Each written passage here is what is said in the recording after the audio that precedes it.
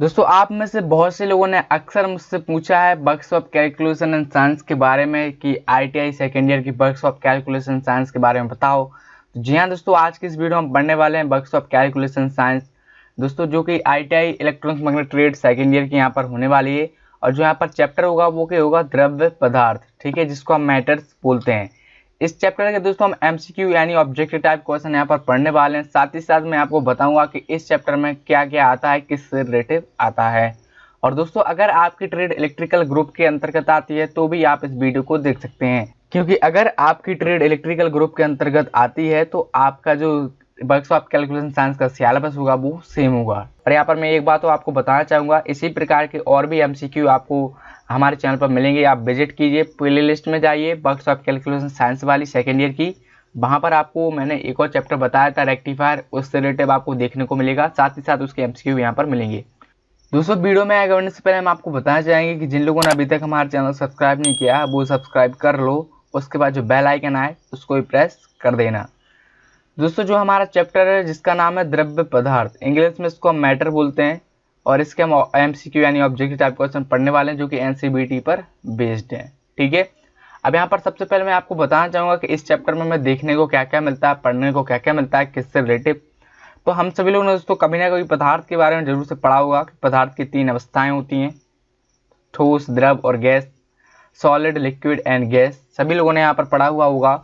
और इन्हीं अवस्थाओं के बारे में दोस्तों इस चैप्टर में हमें देखने को मिलता है, पढ़ने को मिलता है कि क्या कैसे क्या होता है।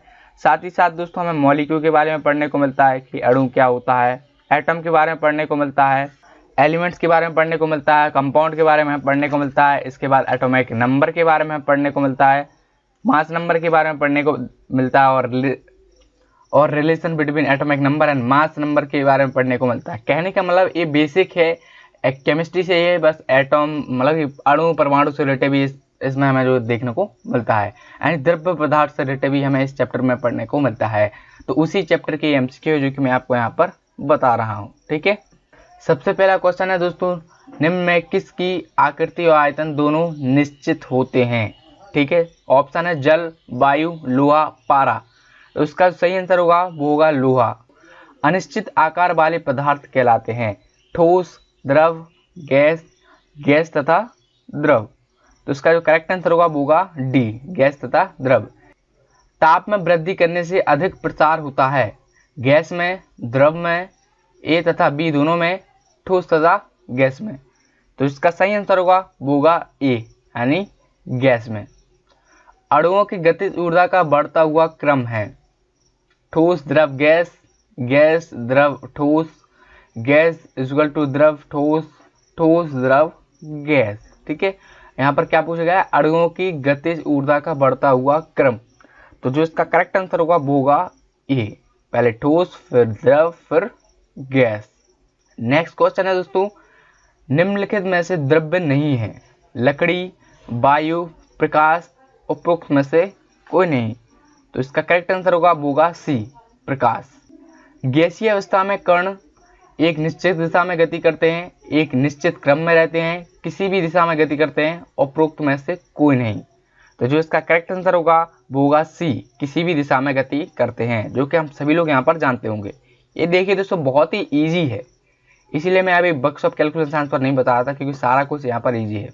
इसके बाद दोस्तों नेक्स्ट क्वेश्चन है, स्थान घेरता है गैस, द्रव, ठोस, ये सभी। इसका करेक्ट आंसर होगा ये सभी। निम्नलिखित में से कमरे के ताप पर ठोस रहता है, नाइट्रोजन, पोटेशियम परमैंगनेट, ब्रोमीन या हीलियम।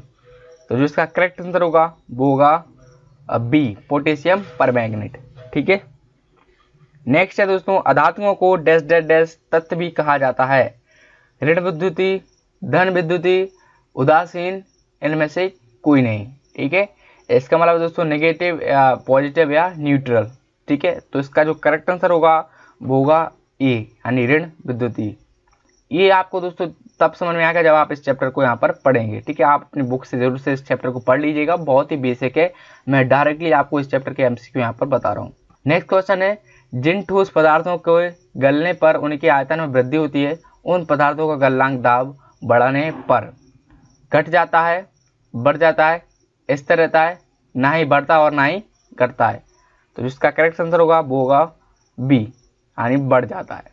बर्फ तथा जल है, दो विभिन्न तत्व, एक ही यौगिक की विभिन्न अवस्थाएं, मेटिलॉइड या विभिन्न यौगिक। तो जो इसका करेक्ट आंसर होगा वो होगा बी, यानी एक ही यौगिक की विभिन्न अवस्थाएं। अगर हम इसको ठंडा मतलब कि जमा दे तो बर्फ बन जाएगा, पिघला दे तो जल बन जाएगा। जल एक डैश डैश डैश है, तत्व, यौगिक, धातु या मिश्रण। तो जो इसका करेक्ट आंसर होगा वो होगा बी, यानी यौगिक। नेक्स्ट है सल्फर यानी गंधक है, धातु, उपधातु, अधातु या इनमें से कोई नहीं। तो इसका करेक्ट आंसर होगा वो होगा सी, यानी अधातु। नेक्स्ट क्वेश्चन है निम्नलिखित में अधातु है FeNaCuCl। ठीक है, मैं डायरेक्ट इनको पढ़ रहा हूँ, जैसे कि ये सोडियम एक क्लोराइड है, तो इसका जो करेक्ट आंसर होगा वो होगा डी, यानी Cl। नेक्स्ट है निम्नलिखित में से उपधातु है Na, Fe, Cu या Es, यानी आर्सेनिक। तो जो इसका करेक्ट आंसर होगा वो होगा डी, यानी As। साधारण ताप पर कौन सी धातु ठोस अवस्था में नहीं पाई जाती, सोना, चांदी, पोटेशियम या पारा। तो जो इसका करेक्ट आंसर होगा वो होगा डी, यानी पारा। नॉर्मल टेम्परेचर पर कौन सी धातु जो ठोस अवस्था में नहीं पाई जाती, इसका करेक्ट आंसर होगा पारा। यौगिक के बनने में प्रायः अवशोषित या उत्सर्जित होता है, प्रकाश, ऊष्मा, विद्युत या ये सभी। तो जो इसका करेक्ट आंसर होगा वो होगा डी, यानी ये सभी।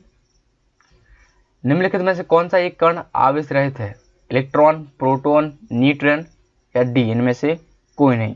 तो हम सभी लोग जानते हैं दोस्तों, इसका करेक्ट आंसर होगा न्यूट्रॉन, यानी सी। ठीक है, ऑलमोस्ट सभी लोगों ने इसके बारे में पता होगा, बहुत ही बेसिक सा इसमें दिया हुआ है।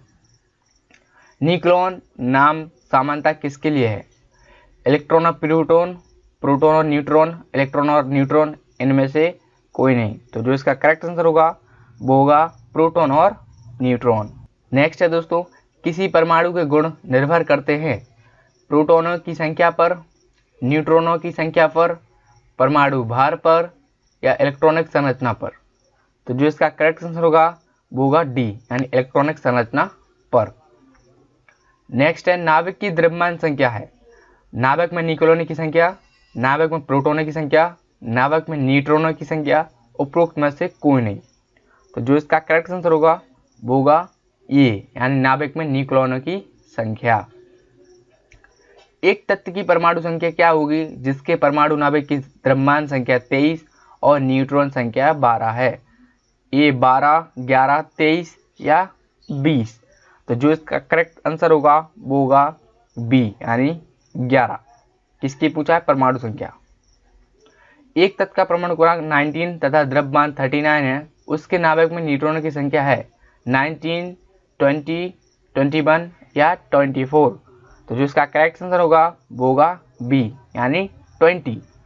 1s3 के परमाणु में उपस्थित कणों की संख्या है 1, 2, 3 या 4। ठीक है, तो जो इसका करेक्ट आंसर होगा वो होगा बी, यानी 2। निम्न में से किसका क्रांतिक ताप निश्चित होता है, ठोस का, द्रव का, गैस का या उपरोक्त सभी का। तो जो इसका करेक्ट आंसर होगा वो होगा सी का, यानी गैस का। दोस्तों अगर आपको कोई सवाल है, सुझाव है, अगर आपको कोई प्रॉब्लम आई हो, कोई क्वेश्चन समझ में नहीं आया हो, तो नीचे जाइए कमेंट सेक्शन में बताइए। दोस्तों वीडियो अच्छी लगी तो इसको लाइक कर दो, शेयर कर दो अपने दोस्तों के साथ, ताकि वो लोग भी इसको देख सकें। तो बस दोस्तों फिलहाल इस वीडियो में इतना ही। देखने के लिए आपका बहुत बहुत धन्यवाद। मिलते हैं फिर किसी वीडियो में। जय हिंद, वंदे मातरम।